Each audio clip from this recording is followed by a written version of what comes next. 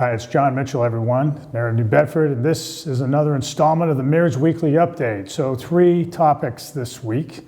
The first is that the city at long last has a new Chief Financial Officer. During the pandemic, our Chief Financial Officer, Ari Skye, left for another job to run the town of Lakeville as the town administrator. In the meantime, as many of you have heard, we've had trouble hiring folks, especially into management positions in city government.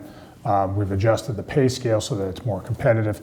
And we hired somebody who had worked here as the city auditor, and that's Bob Ekstrom.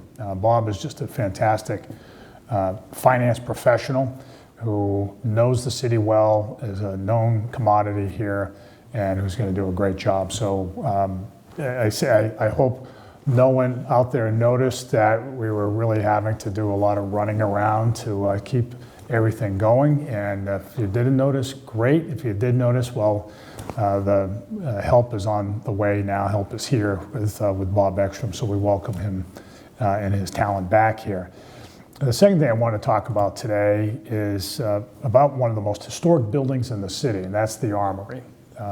Lots of folks, especially of a certain age, will remember the Armory, remember the National Guard units that were once housed there, including one that I served in for a number of years, an artillery unit, as well as the dances way back in the day that were held in the Armory drill shed hall.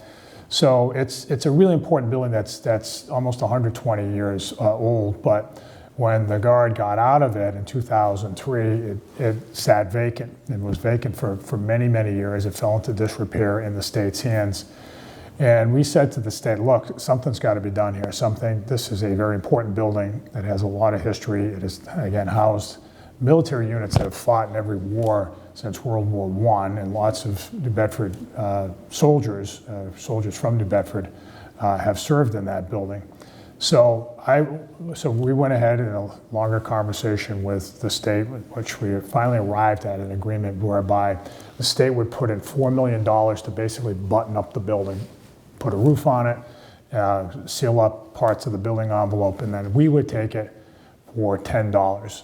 Don't ask me why it's $10 and not $1, but it's still a very good deal for a building of that scale and of historic significance. And so now we have it, and there'll be a planning process about what to do next. It could serve a number of functions. It's in a neighborhood where there's a lot of demand for housing, as there is in other parts of the city. But whatever happens, we're pleased that this thing is going to be preserved. It was one of the most endangered major buildings in the city, and now it's no longer endangered. So I want to thank everybody who put the work in to make that happen.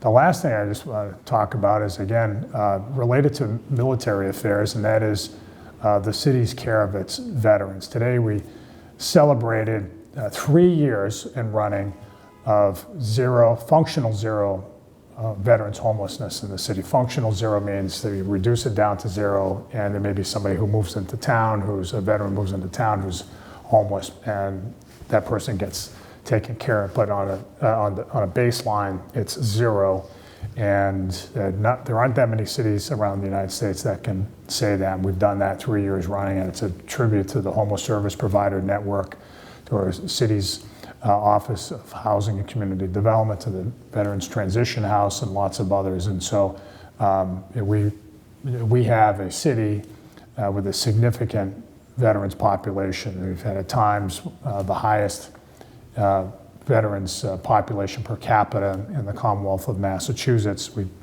take pride in that. That's a good thing.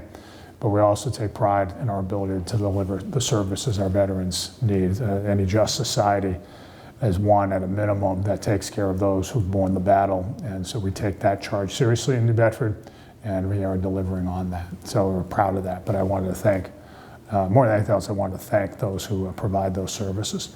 This has been the Mayor's Weekly Update. We'll see you next week.